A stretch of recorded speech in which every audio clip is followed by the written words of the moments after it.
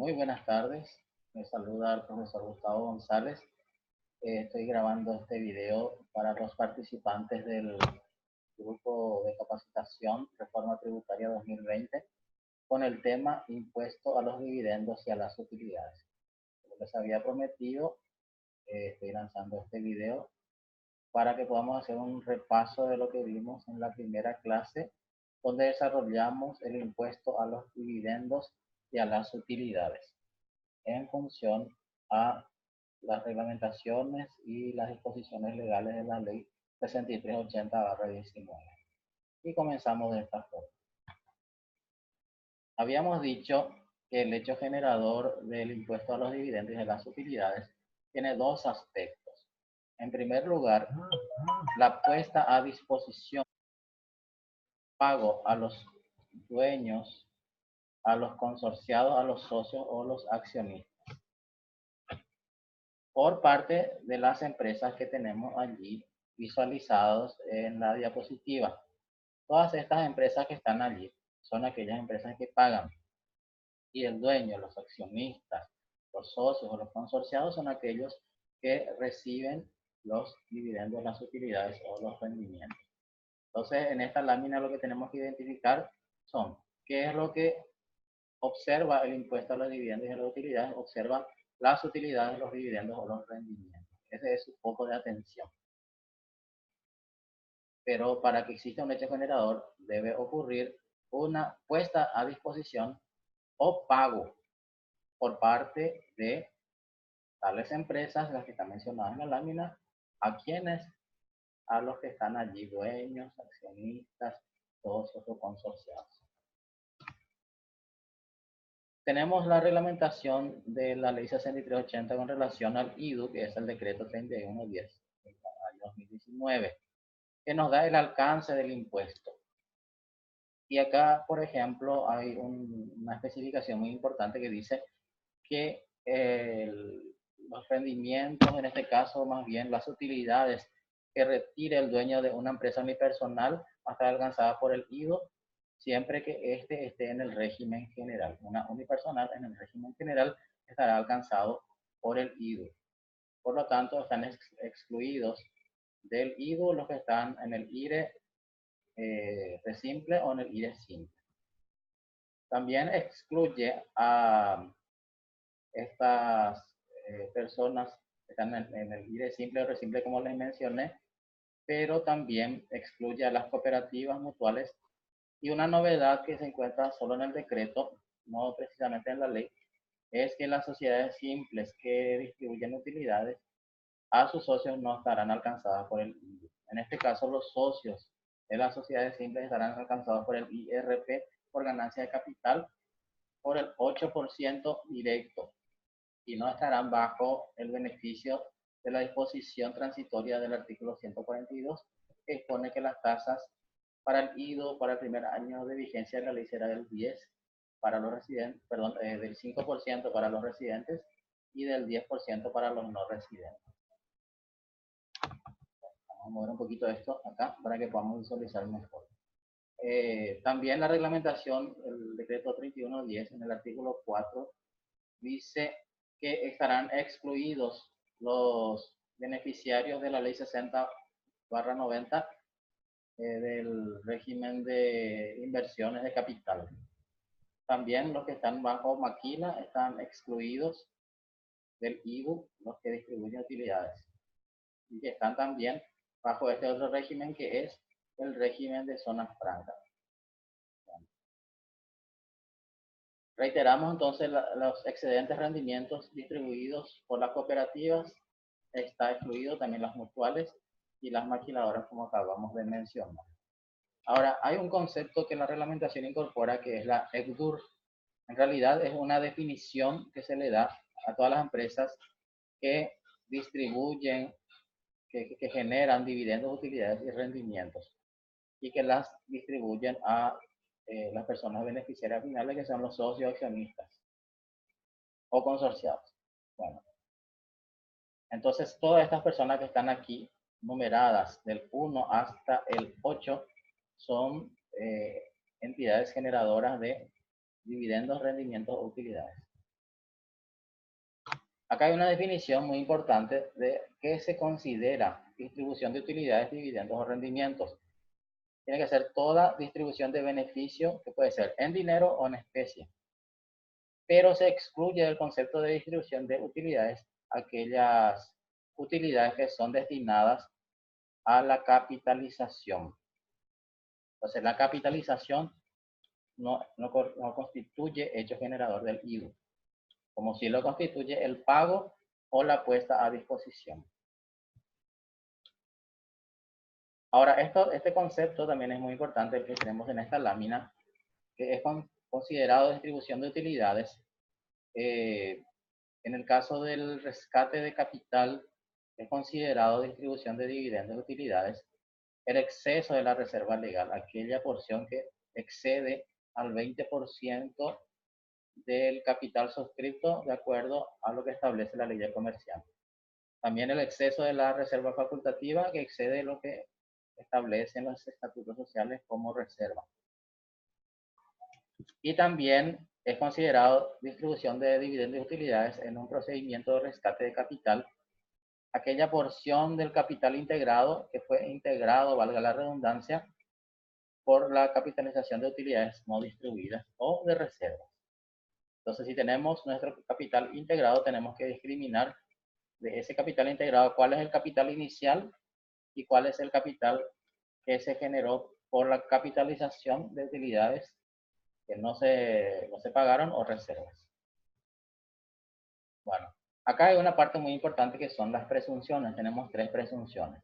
Esta primera presunción se refiere a que una empresa que no esté regida bajo la ley de bancos y financieras, pero que tenga en sus estados financieros una cuenta llamada préstamos al dueño, socio, consorciado o accionista, que supere el 2% de su cartera de préstamos. Eso va a ser considerado una distribución de utilidades. También la otra presunción es que si se encuentra un faltante superior al 10% de la cuenta caja en un proceso de arqueo por fiscalización, entonces que va a ser considerado de plano directamente, va a ser por presunción distribución de utilidades. Y la tercera, en este caso la tercera presunción, es cuando se retira bienes o servicios para consumo del dueño, socio, accionista o consorciado, sin que exista una contraprestación, es decir, un acto de liberalidad que se detecte, va a constituir dividendos y utilidades y rendimientos. Y no solamente dice aquí este artículo que va a ser a favor del socio, puede ser a favor de sus familiares también. En este caso, abarca también eso, la presunción que tenemos en este numeral 3. Ahora, acá también hay otro concepto que incorpora el artículo 41 de la ley, que es el de contribuyentes y responsables. ¿Quiénes son los contribuyentes? Aquellas personas físicas o jurídicas que sean residentes o no, que perciban esos dividendos, utilidades o rendimientos en su carácter de dueños, consorciados, socios o accionistas. ¿Y quiénes son los responsables? Son aquellas personas que ponen a disposición o que paguen las utilidades, los dividendos o los rendimientos. Es lo que la reglamentación le llama los EGDUR, las entidades generadoras de dividendos, utilidades y rendimientos. Y estos EGDUR o responsables tienen que actuar como agentes de retención y responden solidariamente por el pago del impuesto. ¿Qué quiere decir eso? Si se olvidan ellos de pagar, o sea, de efectuar la retención del IDU a los dueños socios accionistas, estos responsables solidariamente tienen que responder por el pago del tributo. Quiere decir que si no paga el accionista vía retención, va a pagar la entidad responsable, los EGDU en este caso. También acá hay una novedad que se incorpora. Nosotros conocemos lo que es el IVA crédito fiscal, pero aquí tenemos incorporada esta figura, la del IDU crédito. ¿Qué es el IDU crédito? Sucede cuando el accionista, socio o beneficiario es una persona jurídica, quien a su vez puede ser estructura jurídica transparente también o una consorciada. Sucede entonces cuando esta persona que recibe los dividendos tiene a su vez personas a quienes tiene que volver a distribuir dividendos. Por poner un ejemplo, una SA que es accionista de otra SA, o puede ser una SRL que es accionista de otra sociedad, de una SA. Entonces, puede ser una sociedad dentro de otra sociedad, en el cual, en primer término, de la sociedad más grande, entre comillas, recibe dividendos y es objeto de retención del IVA.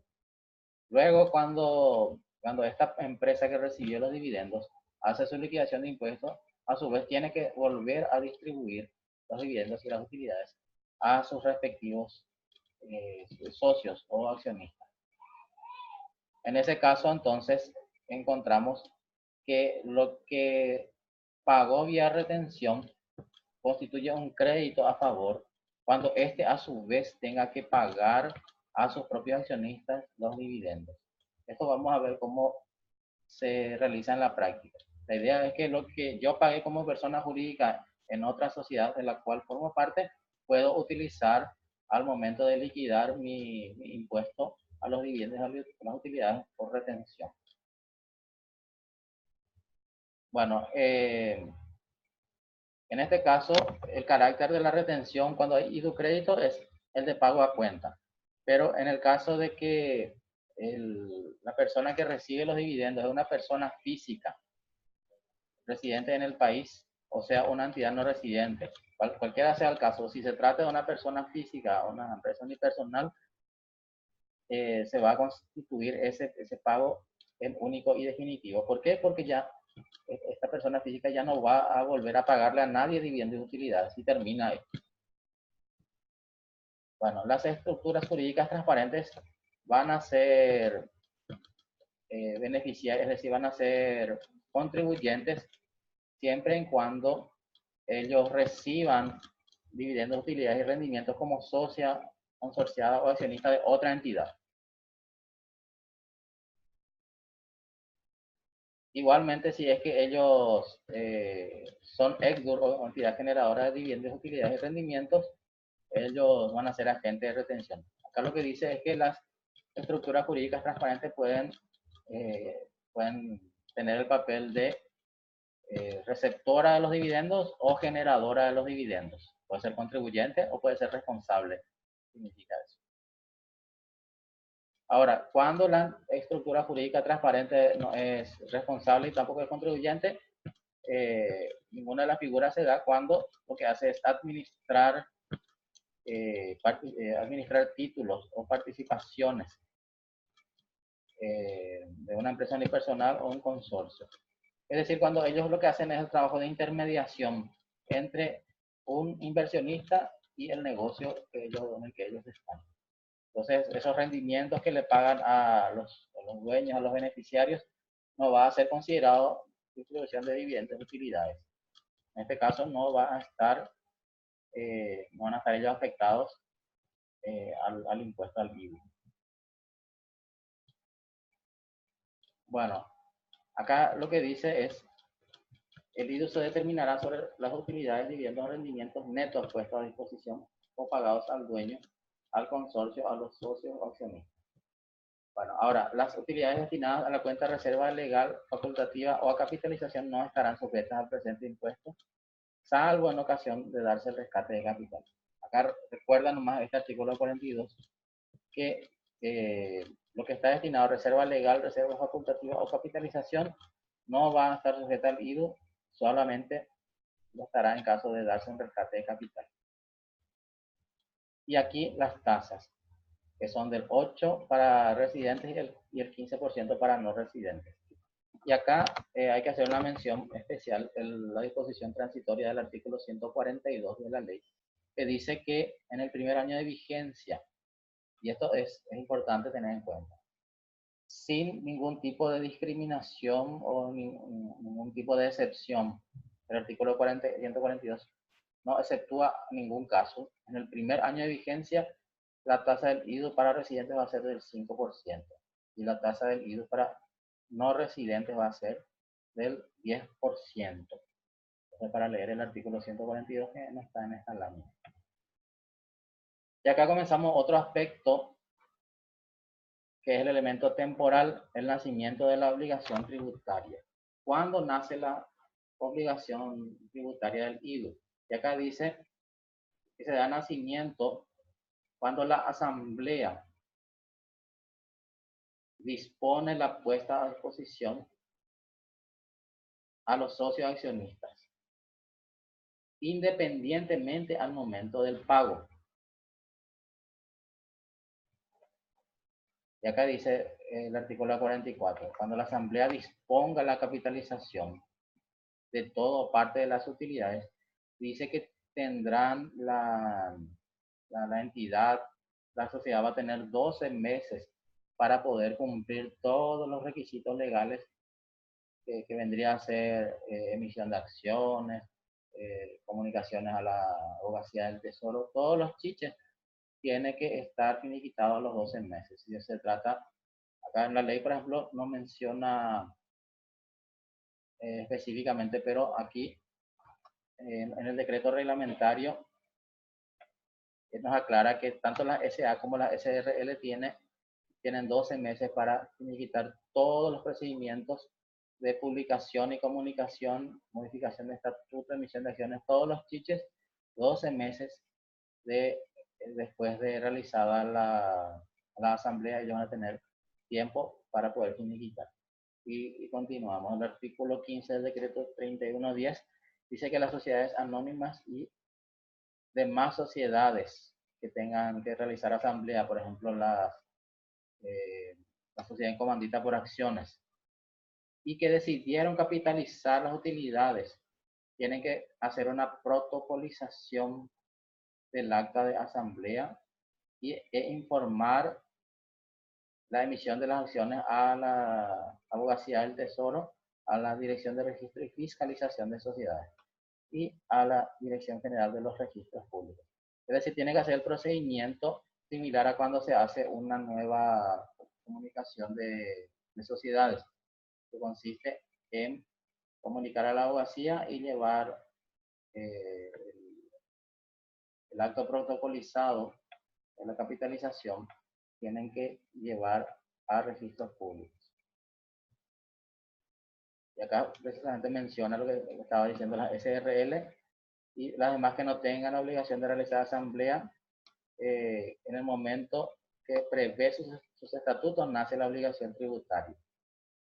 Ahora, en caso de que ellos dispongan otro destino, ese otro destino que sería la capitalización, eso dice deberá estar protocolizada ante escribano, ante notario y escribano público.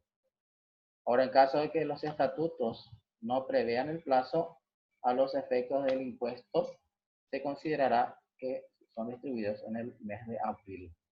Entonces tenemos aquí la figura de la SRL, que si los estatutos no prevé cuándo van a ser distribuidos los dividendos, se va a considerar que en abril se realizó ese hecho. Ahora, el nacimiento de la obligación tributaria, continuamos. Dice el artículo 15. En ambos casos, en el caso de las que realizan asambleas y en el caso de las que no realizan asambleas, tendrán que comunicar, como les había dicho, dentro de los 12 meses siguientes de la asamblea, o en el plazo que dispongan los estatutos, en el caso de la SRL y demás entidades que no están obligadas a realizar asamblea. Ahora, ¿qué pasa si transcurren los 12 meses sin que se hayan terminado todas las comunicaciones a la abogacía del tesoro y el registro en el Poder Judicial? Entonces, se va a dar nacimiento a la obligación tributaria luego de transcurrido ese tiempo. Entonces, si es que no se completa los 12 meses, entonces ahí nace la obligación tributaria del IDU para el que está en estado de morosidad. Es lo que está aquí en el artículo 15, en esta última parte dice, el nacimiento de la obligación se completará al día siguiente hábil del cumplimiento de los 12 meses. establecido para la formalización de la capitalización. Ahora, en el caso de rescate de capital, el nacimiento de la obligación tributaria sucede cuando la Asamblea Extraordinaria dispone del rescate del mismo. Es el órgano que tiene autoridad para poder establecer el rescate de capital. Y en el caso de la SRL sería la reunión de socios, porque ellos no tienen asamblea ni ordinaria ni extraordinaria, por lo menos de forma obligatoria. Ahora, un caso muy especial, particular, es de las empresas unipersonales. Se considera que son distribuidas en el cuarto mes posterior al cierre, es decir, en el mes de abril, salvo que dicha utilidad haya sido reinvertida en la propia empresa. ¿Qué significa eso? Reinvertida significa que al final del ejercicio fiscal yo voy a tener la cuenta resultado del ejercicio si tengo ganancias en el patrimonio neto con saldo acreedor. Lo que hay que hacer en este caso es llevar esa cuenta de resultado del ejercicio a capital a través de un asiento. Eso sería la reinversión en la empresa unipersonal. ¿Y cómo eso formaliza la empresa unipersonal? A través de una declaración jurada informativa que tiene que ser presentada en el mes de junio, dentro del sexto mes posterior al cierre, dice, en los términos y condiciones que establezca la administración tributaria. Es decir, vía resolución tiene que salir la fecha, los datos que se van a poner en la declaración informativa, la fecha de realización de la asamblea, reunión de socios o de la instancia aplicable. Y también el destino que se le da a los dividendos, utilidades o rendimientos. El destino va a ser distribución, el destino va a ser pago. Entonces, tratándose de una empresa unipersonal que no tiene asamblea, no tiene reunión de socios, debe informar en el plazo, términos y condiciones señalados si los rendimientos del ejercicio fiscal fueron reinvertidos en la misma empresa. Entonces, la empresa unipersonal lo que va a hacer es comunicar a través de esta presentación jurada, de declaración jurada informativa, va a poner que el destino de su utilidad fue la capitalización o la reinversión. Acá dice el nacimiento de la obligación tributaria, al igual que la SRL, que no se encuentra en los estatutos el plazo en que ellos tienen que capitalizar, se va a considerar que en el mes de abril dieron nacimiento a la obligación tributaria de la distribución de dividendos o utilidades. Bueno,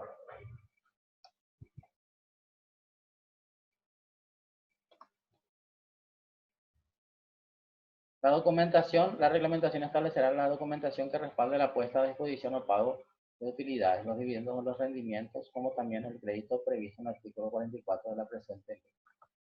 Y acá, a partir de esta lámina en el decreto 3110, artículo 6, ¿en qué momento se realiza la retención? La retención se tiene que hacer a partir del momento en que nace la obligación tributaria hasta el último mes en que operó el nacimiento. Vamos a suponer que la asamblea se celebró el día 4 de enero y en ese momento nace la obligación tributaria. El comprobante de retención se tiene que realizar en este ejemplo entre el 4 de enero y el 31 de enero. O si es que la asamblea se hizo el 4, pero el pago ya se hizo antes de que la asamblea, vamos a suponer el 2 ya se hizo el pago de los dividendos, antes que se formalice la asamblea. Entonces, es lo que vale la fecha 2. A partir del 2 ya puede realizar, puede emitir el comprobante de retención.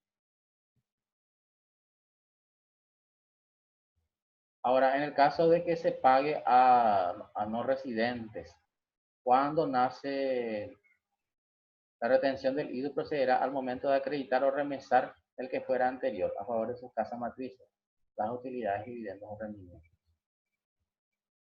Ahora, en el caso de las presunciones, que pueden venir por parte de la SED o por parte de la entidad generadora de dividendos, utilidades y rendimientos. En ambos casos se tendrá en cuenta la proporción de participación de los accionistas, socios residentes o no residentes, a los efectos de la aplicación de la tasa correspondiente. Y acá recordamos los casos de presunciones que ya habíamos visto anteriormente.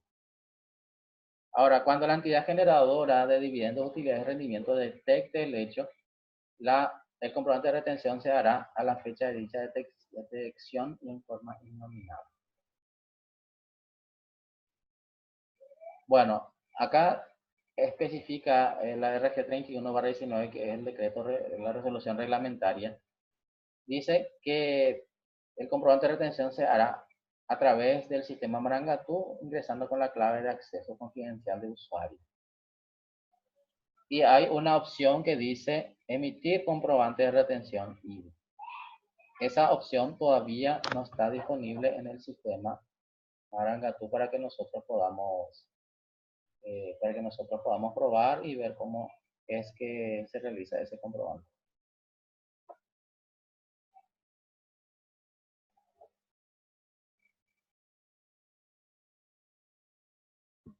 Bueno, entonces continuando aquí con esta explicación, el artículo 3 de la RG 31/19. Al momento de la emisión del comprobante de retención, se tendrá que detallar las siguientes cosas eligiendo las opciones según sea el caso.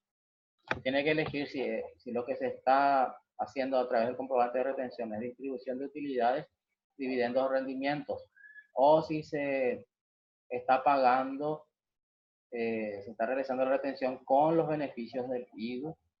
¿Qué son los beneficios del IDU? Son pagos de dividendos, utilidades y rendimientos con un descuento del 20%. O si se está pagando el IDU por presunciones en las que se cayó por intervención de la administración tributaria o detección de la EDU. O si lo que se está haciendo es hacer si se está actuando en función de agentes de información. Y además se deberá completar las informaciones previstas en el artículo 8, que son, cuando se haga el comprobante de retención, el nombre, apellido, razón social del dueño, socio, accionista o consorciado. Tratando de ser persona física, el número de cédula de identidad o RUT, el número de documento de identidad o pasaporte. O RUT sería en el caso de persona jurídica, o identificación tributaria del país de origen en el caso de no residentes. Ahora, también se debe especificar calidad del beneficiario, en caso de que éste sea distinto a dueño, consorciado, socio o accionista, además de los datos requeridos en los anteriores numerales. Y aquí tenemos una lámina número 4. Todos estos datos, si se fijan bien, todo esto hasta el número 11, 12, hay que completar en el momento de realizar el comprobante de retención virtual. Ahora, una vez que se genera ese comprobante de retención, se genera eso, se va al correo electrónico declarado en el RUT y se tendrá que imprimir en caso de que el contribuyente lo requiera. La SED almacenará electrónicamente la información emitida virtualmente. No será obligatoria la impresión, pero sí es recomendable para tener un resguardo en el archivo tributario. Acá dice que si es que nosotros no emitimos el comprobante de retención en el plazo que habíamos mencionado, ¿verdad? Que es entre el nacimiento de la obligación tributaria y el último día hábil del mes en que nació la obligación tributaria, si se emite a partir del día siguiente, tenemos que ver la RG 13 del 2019, el artículo, a ver un poquito, sanción prevista en el inciso J numeral 2 del anexo de la RG 13 del 2019. El numeral 2 dice, inciso F, no expedir comprobante de retención hasta cargar una multa de 50.000. Eso es lo que tenemos que chequear en la RG, que es 50.000 lo que corresponde a la multa.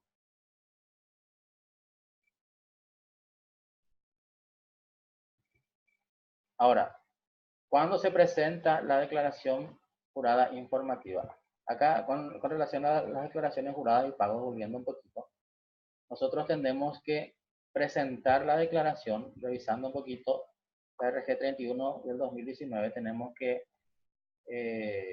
hacer el comprobante de retención y explica la RG 31 del 2019 que del día 1 del mes siguiente hasta el día 12 va a estar disponible la liquidación pro forma, la cual al final del día 12 va a quedar firme y va a tener que ser ingresado el tributo o las retenciones practicadas en el día 13. Entonces el vencimiento del pago de las retenciones del IDU es al mes siguiente del día 13. Entre el día 1 y el 12 pueden realizar las modificaciones ajustes que correspondan a los comprobantes de retención ingresados. Y en el día 12 al final, esa declaración va a quedar firme, es similar a las retenciones, a la declaración jurada de retenciones que actualmente tenemos, que conocemos bastante bien nosotros, el formulario 109.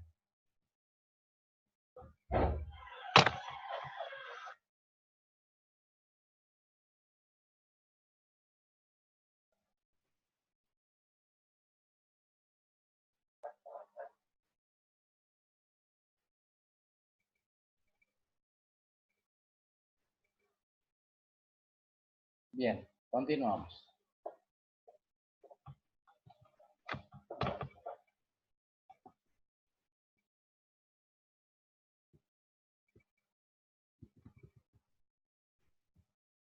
Pasamos todo el beneficio del IDO. Eso es lo que ya expliqué hace rato. ¿Cuáles son los beneficios del IDO?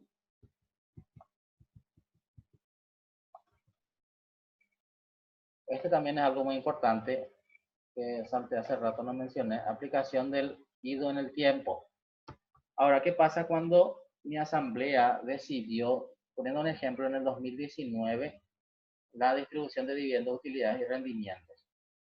Y ya se pagó el adicional de IRASI del 5%. ¿Qué es lo que va a suceder? Si se pagó el adicional de IRASI, pero los dividendos no se pagaron a los accionistas en el tiempo y plazo del 31 de diciembre de 2019 y se pagan en el 2020, lo que va a ocurrir es que van a caer, ese pago de dividendos va a caer bajo la normativa del artículo 142, que dice, sin imponer ningún tipo de especificación o discriminación, si las utilidades se pagan en el primer año de vigencia, se va a pagar, va a generar pago, obligación de IDO a la tasa del 5% si son residentes o del 10% si son no residentes.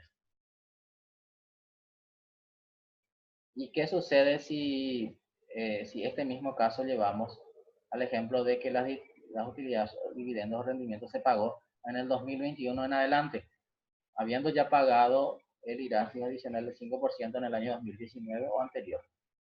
Lo que va a ocurrir es que ya no va a generar obligación de el pago de IDO, sino el pago de IRP o INF, según se trate de un residente o de un no residente.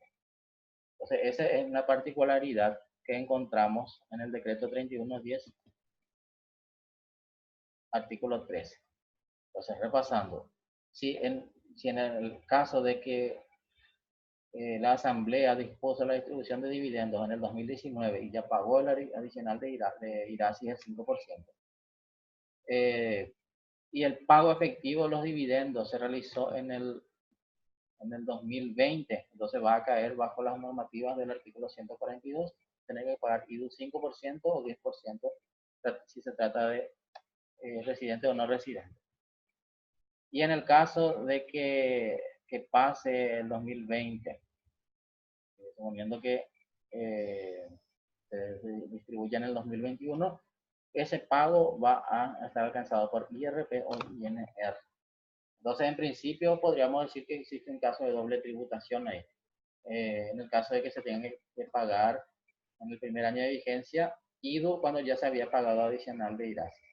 Y a partir del segundo año de vigencia, no va a pagar IDU, sino IRP o INR, si nos corresponde.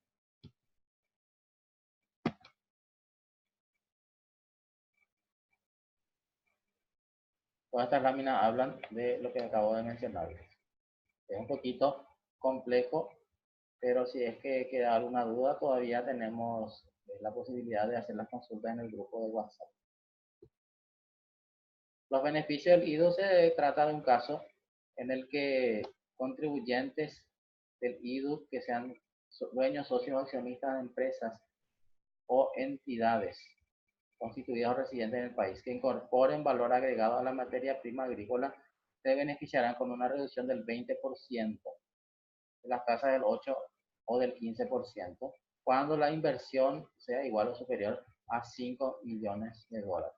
Pero la inversión que estos beneficiarios del IDU deberán realizar es la adquisición de bienes que se destinen al activo fijo directamente relacionado a la obtención de productos derivados en el primer proceso de industrialización. Por ejemplo, elaboración de harina, aceites, expellers, pellets y similares. Y aquí tenemos las láminas que hablan de especificaciones en cuanto a tasas efectivas para residentes o no residentes, que son del 6,4% o del 12%. Acá los detalles acerca de las individualizaciones de los activos adquiridos. Y hasta aquí vamos lo que corresponde a la parte teórica que hemos desarrollado en la clase. Ahora vamos a saltar un poquito a lo que son los ejercitarios. Terminamos esto. Hecho generador. Vamos a agrandar un poquito más para que se visualice mejor.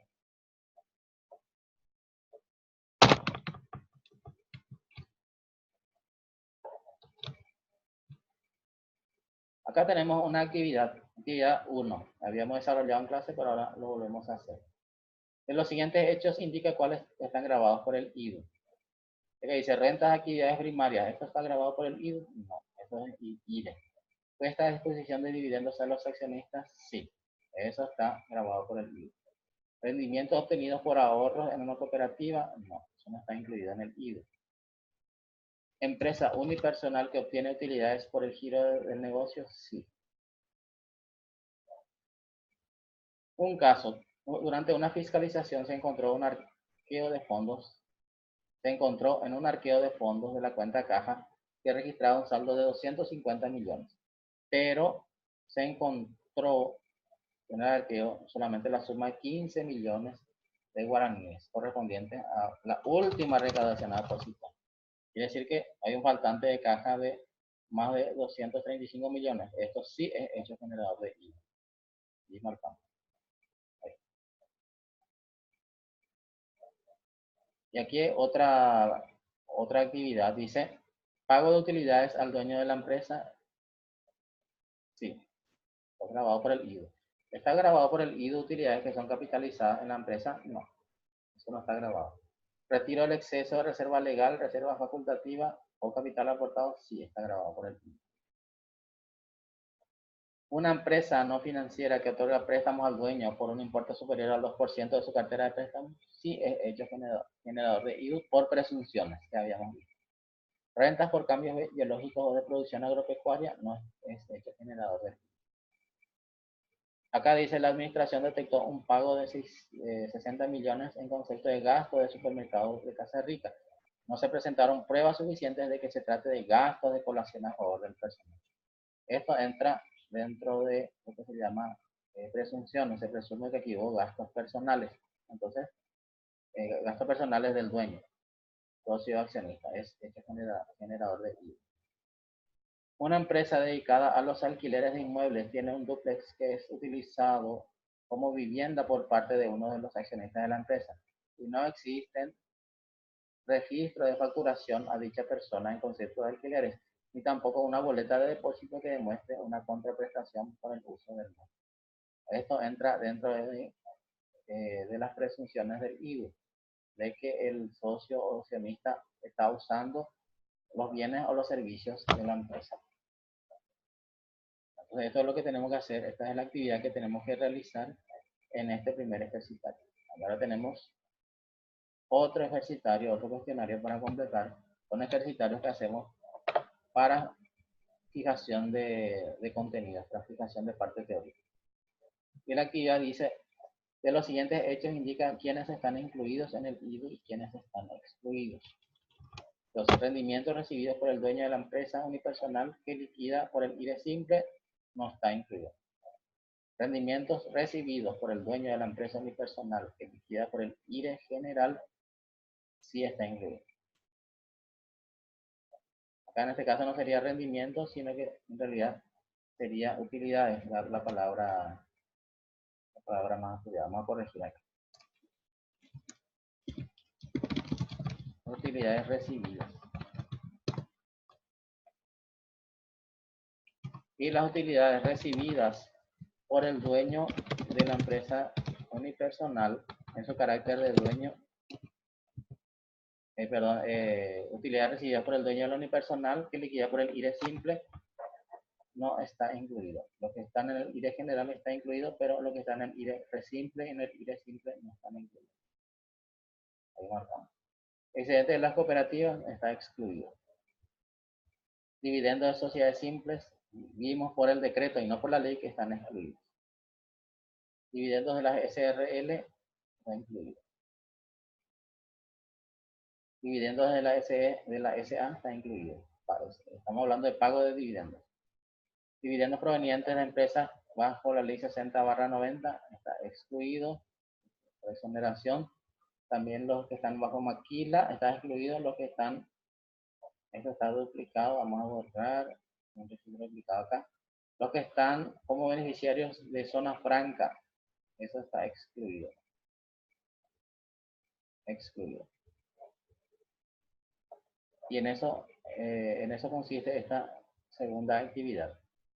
Ahora, en esta siguiente actividad, lo que tratamos de fijar el contenido de quiénes son contribuyentes o son responsables o pueden ser ambas cosas según el caso. Ahora un poquito más. Y en caso de que no corresponda a ninguna, dejamos en blanco nomás. Personas físicas residentes en el Paraguay, sí, estas son contribuyentes. Personas físicas no residentes en el Paraguay, sí, esos son contribuyentes. En el caso de que ellos sean los que cobran los dividendos, las utilidades o los rendimientos. Casa matriz del exterior es contribuyente también. Las opciones son contribuyente, responsable, ambos o ninguno. Y una casa matriz del exterior solamente puede ser contribuyente porque solamente va a recibir los dividendos. Persona física domiciliada en el extranjero que realiza personales en el servicios personales en el país. Esto a efectos del IDU no es, la puse IRE, tiene que ser IDU. Ahí. Valga la corrección, esto va a ser compartido en el grupo. Ahora, una persona física domiciliada en el extranjero que realiza servicios personales en el país. Estos servicios personales están grabados por el IDU. En este caso, al ser persona física domiciliada en el extranjero, esta es una actividad alcanzada por el INR, entonces no marcamos nada acá. No es contribuyente, no es responsable, no ponemos ninguno. Ahí está la opción. Consorcio para obras públicas. El consorcio para obras públicas puede ser contribuyente, sí, y puede ser también responsable.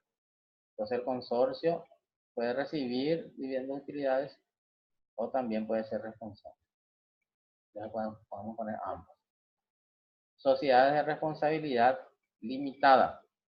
La SRL puede ser ambos también. Porque puede cobrar dividendos y también puede pagar. Si la SRL cobra dividendos, entonces puede tener en este caso, el cobro de dividendos o sí, el cobro de dividendos va a constituir un IDU crédito. La empresa del exterior que realiza servicios en el Paraguay sin intervención de su sucursal realiza servicios. Este es ninguno, porque al realizar una empresa del exterior, al realizar servicios sin intervención de su sucursal, servicio en el Paraguay, lo que está haciendo es una actividad grabada por el INR. Las sociedades simples no son contribuyentes del IVA.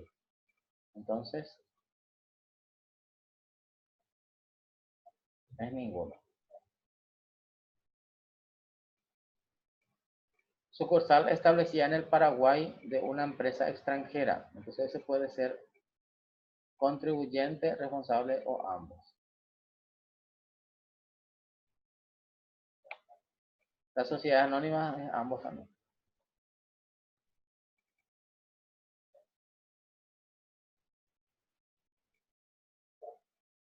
El consorciado es solamente contribuyente. Ahora, si el consorciado es una empresa jurídica, puede ser ambos. Es una persona jurídica.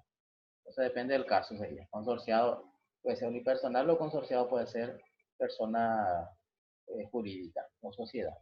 Estructura jurídica transparente puede ser ambos también. Porque puede ser el que recibe los dividendos o el que distribuye. Las cooperativas o mutuales no es ninguna de las dos cosas. Porque está excluido del IVA. Empresas que están bajo los beneficios de la ley 60/90. Entonces ellos están excluidos también. Ahora, si es que lo que hacen es distribuir, si lo que, de lo que estamos hablando es como empresa y realiza otras actividades que están fuera de la ley 60/90, puede llegar a ser ambos. Pero en este caso, la respuesta de ninguno es en el caso de que de lo que se hable es solamente de actividad que esté bajo la ley 60/90, exclusivamente. Entonces, habíamos explicado en clase que una empresa que está bajo los beneficios de cualquiera de estos regímenes especiales de incentivos fiscales puede también realizar otro tipo de actividades que no están bajo la exoneración. Y en ese carácter, en ese sentido, sí pueden estar afectados por el IVA, no por la actividad que están bajo estos regímenes, sino por las demás, las otras que no están dentro de la exoneración. Entonces las maquiladoras que realizan solamente actividad de maquila, entonces también ninguno porque están excluidos. Y también los usuarios de zonas francas están excluidos, o sea, ninguno. Y acá tenemos un ejercitario. Ahora un poquito más de esto. Acá tenemos un ejercitario para entender lo que es el procedimiento del IDU crédito.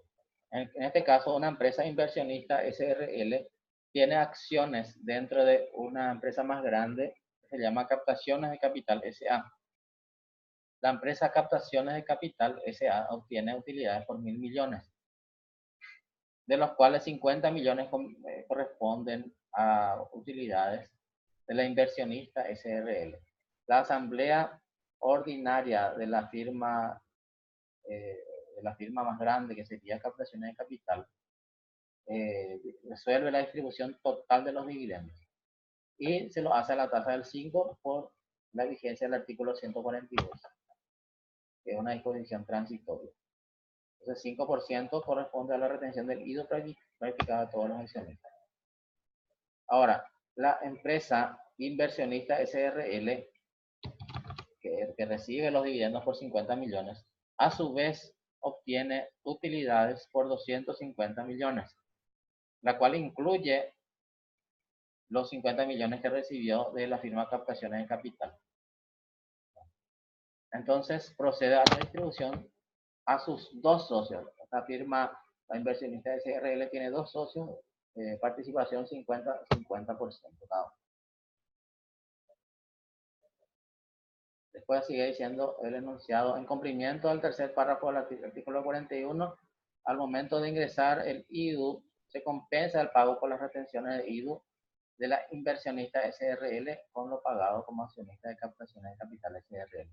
Recordemos que la firma inversionista SRL generó 50 millones de IDU, 50 millones de dividendos, utilidades y rendimientos en esta empresa. Y pagó un IDU del 5% sobre este. Haciendo un cálculo mental, es 2.500.000 el IDU que se le retuvo a la firma de inversionista SRL. Entonces dice aquí de acá, determinar el IDU pagado por la inversionista SRL como accionista de Captaciones de Capital. Y habíamos dicho que de los 50 millones que obtuvo como accionista de captación de capital, se le retuvo este importe, 2.500.000 guaraníes que le vamos a dar formato ahora. Este 2.500.000 que pagó la inversionista SRL como socio de captación de capital S.A., esto corresponde a un IDU crédito.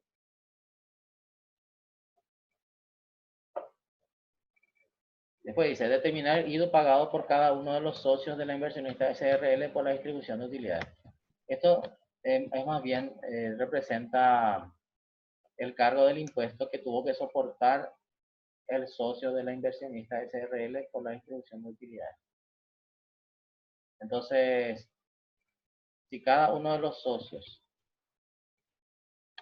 de la inversionista SRL por la distribución de utilidades, ¿cuánto cada uno pagó? Bueno, entonces vamos a determinar.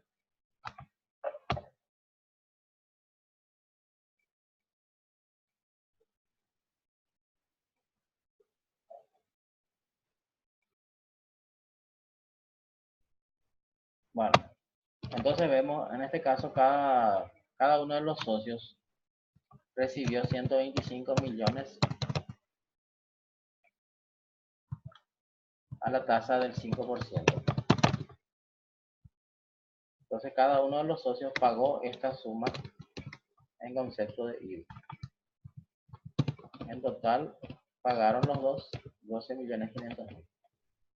Llenar el formulario 526 de retenciones de IVA de la inversionista considerando el IVA crédito generado. Y también el de la contraparte de la firma Captaciones de Capital S.A. Bueno, entonces vemos el formulario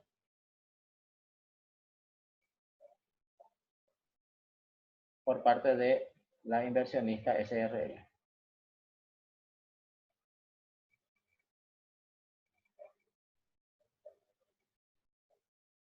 La inversionista SRL. Este sería, vamos a poner acá, vamos a hacer de captaciones de capital. Bueno, captaciones de capital generó una utilidad de 1.000 millones. Entonces, de esos 1.000 millones, ellos realizaron retenciones en carácter de pago único y definitivo, que viene a ser para personas que no son, los socios que no son personas jurídicas, que no son sociedades. Entonces, tenemos también retenciones en carácter de pago a cuenta. Las retenciones en carácter de pago a cuenta son aquellos realizados a personas jurídicas. En este caso, de los 1.000 millones, 50 millones corresponden a la firma inversiones, la inversionista SRL. 50 millones por 5%. O sea, 2.500.000 le cobró de IDU a la inversionista, le cobró por retención. Y el resto de los accionistas pagaron en carácter de pago único y definitivo. 950 millones por 5 dividido 100. 47.500.000 le retuvo a los demás accionistas, a quienes le pagó la suma de 950 millones. Entonces, entre los pagos únicos y definitivos y los pagos a cuenta de 1.000 millones, en total pagaron 5%, o sea, 50 millones en total, lo cual vemos aquí. Aquí vemos mejor. Lo cual vemos en estos numerales. 10 los pagos a cuenta y numeral 12 los pagos, perdón, 10 los pagos únicos y definitivos y 12 pagos a cuenta. Después el formulario lleva automáticamente los importes hasta el momento. Este viene a ser el formulario 526 para captaciones de capital, que es la empresa más grande, que obtuvo utilidades por 1.000 millones, de los cuales pagó, por retención pagaron los socios accionistas 50 millones, distribuido en dos partes, en pago único definitivo, 47.500.000 que corresponde al 5% de 950 millones, que son los socios que son personas físicas o empresas unipersonales, y 50 millones que corresponde a la empresa, la inversionista SRL, como un pago a cuenta. Y al ser pago a cuenta, estos 2.500.000 va a ser un IDU crédito para ellos.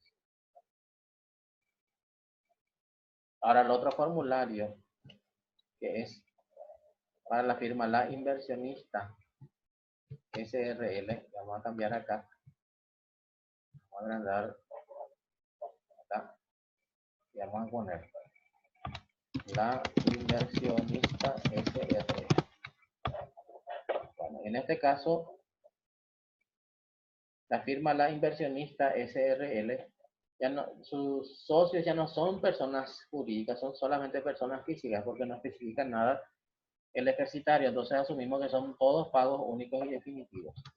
Y acá vamos a resaltar eso. Pago único y definitivo es para cuando nuestros accionistas son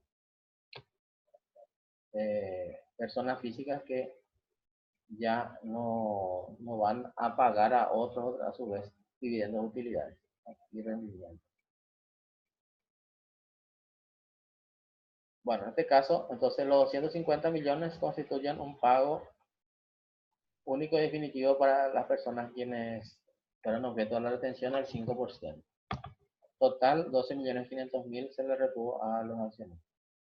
En principio, estos 12.500.000 hay que ingresar a las arcas del Estado, pero como en la empresa captaciones de capital se pagó vía retención esta suma, esto constituye un IDU crédito que se usa a favor al momento de la liquidación de las retenciones.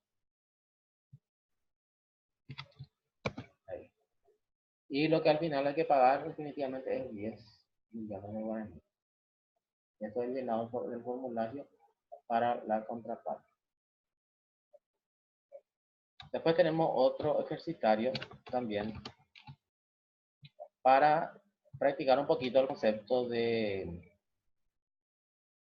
rescate de capital. ¿Qué es el rescate de capital? Habíamos explicado en clase que se refiere a un procedimiento donde nosotros reducimos el capital que está detallado en el patrimonio neto. ¿Qué es el patrimonio neto? Es capital, reservas y resultados. Y el ejercitario lo que trae son datos acerca del patrimonio neto, datos numéricos. Dice capital integrado es 250 millones, la reserva legal, según la ley 1034, artículo 91 es 100 millones, la reserva facultativa 135 millones. No hay resultados acumulados porque de acuerdo a esta nueva normativa no se pueden acumular los resultados, hay que distribuir todo, por lo menos a efecto del IDU. Reserva de revalúo, ley 125/91. Los datos adicionales para poder ver y utilizar en el ejercitario son el capital suscripto. Vemos acá capital integrado 250 millones, pero el suscrito es 500 millones. Y este dato es importante porque la reserva legal tiene que corresponder al 20% de esto. Entonces vamos a ver si corresponde. 500 millones por 20% da 100 millones de guaraníes. 100 millones de guaraníes. Entonces este está ok, está bajo el límite. La reserva facultativa, a ver qué dicen los estatutos. En este ejemplo, la reserva facultativa según estatutos debe ser igual a la reserva legal, o sea, 100 millones. Sin embargo, acá vemos que hay un exceso. ¿Cuánto es el exceso? 135 millones está en el patrimonio neto, pero según los estatutos tiene que ser 100 millones, nomás hay un exceso de 35 millones acá. La reserva de revalúo, bueno, esto no tiene un límite, ¿verdad? Sino el límite de la reserva de revalúo es hasta que llegue, hasta que ya no tenga vida útil nuestro bien, ya no se revalúe más. Ahora, de acuerdo a la normativa, el revalúo ya no va a ser obligatorio. Bueno, todo eso es tema del IDU que enfocaremos más adelante. Entonces, acá empieza el ejercitario en sí. Dice, en fecha 30 de junio, la Asamblea Extraordinaria, que es el órgano responsable, el órgano que es capaz o que está autorizado para resolver el rescate de capital, resuelve el rescate de 150 millones del patrimonio neto. Hay que pagar IDU por ese rescate. Y un dato adicional dice, del paquete accionario, el 70% corresponde a accionistas residentes que van a tributar a la tasa del 5% por el primer año de vigencia, de acuerdo al artículo 142 de la ley. Y el 30% son no residentes, el 30% va a pagar a la tasa del 10%, de acuerdo al mismo artículo. Bueno, tenemos que determinar la base imponible para el pago del IDU y el importe a retener en concepto de IDU teniendo en cuenta lo dispuesto en ese artículo transitorio, artículo 142, y llenar el formulario. Entonces acá hacemos los cálculos. Habíamos visto que la reserva legal no tiene ni un exceso, entonces no hay ningún tratamiento que realizar ahí. Ahora, habíamos visto también que la reserva facultativa tuvo un 35 millones, un importe de 35 millones de exceso. Y el tratamiento es que ese exceso de 35 millones está grabado. Las utilidades capitalizadas, ¿de dónde sacamos estos 100 millones de datos? Acá dice, el capital integrado por utilidades capitalizadas, 100 millones. Es decir, de este capital integrado, 100 millones es integrado por utilidades capitalizadas y 50 millones es el aporte inicialmente realizado. 150 más 100 es 250 millones de capital integrado. A nosotros lo que nos interesa a efectos de la base imponible es este capital integrado por utilidades capitalizadas, 100 millones. Entonces, los 100 millones de utilidades capitalizadas está grabado. Ahora, recordemos que la asamblea extraordinaria, dispuso el rescate de 150 millones. Entonces, tenemos 35 millones de reservas facultativas, 100 millones de utilidades capitalizadas y 15 millones. Con 15 millones llegamos a los 150 millones del total de rescate. Estos 15 millones, con el que completamos los 150 millones del total de rescate, es el que corresponde al capital inicialmente aportado y eso no está grabado. Entonces, sumando lo que está grabado, tenemos 135 millones de base imponible a efectos del IVA. Y de acuerdo a los datos que habíamos obtenido del ejercitario, de esta base imponible de 135 millones, 70% es de residentes que van a tributar a la tasa del 5%.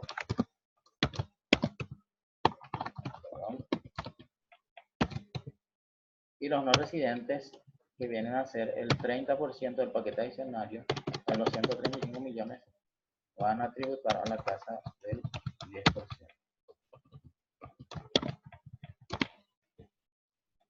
Entonces, de esta manera repartimos los 135 millones.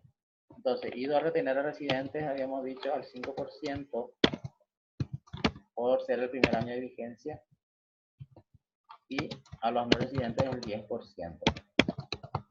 Entonces, este 4.725.000 viene a ser el 5% para los residentes y estos 4.050.000 viene a ser el 10% a los no residentes de su base imponible respectiva. Y el total retenciones a ingresar viene a ser la suma de 4.725.000 y 4.050.000. Esto es lo que vamos a ver, este 8.775.000 es lo que vamos a encontrar aquí en el formulario, que son pagos únicos y definitivos para contribuyentes obligados por el impuesto. Bueno, y hasta aquí hemos llegado al desarrollo de estos ejercicios que nosotros habíamos desarrollado en clase, pero enviamos este video para realizar el repaso y los que no pudieron asistir también para que puedan al menos parcialmente tener el desarrollo de estas lecciones en sus computadoras y poder revisar cuando lo necesiten. Muchísimas gracias y nos encontraremos el siguiente sábado y en el siguiente video que se va a realizar el otro domingo. Buenas tardes.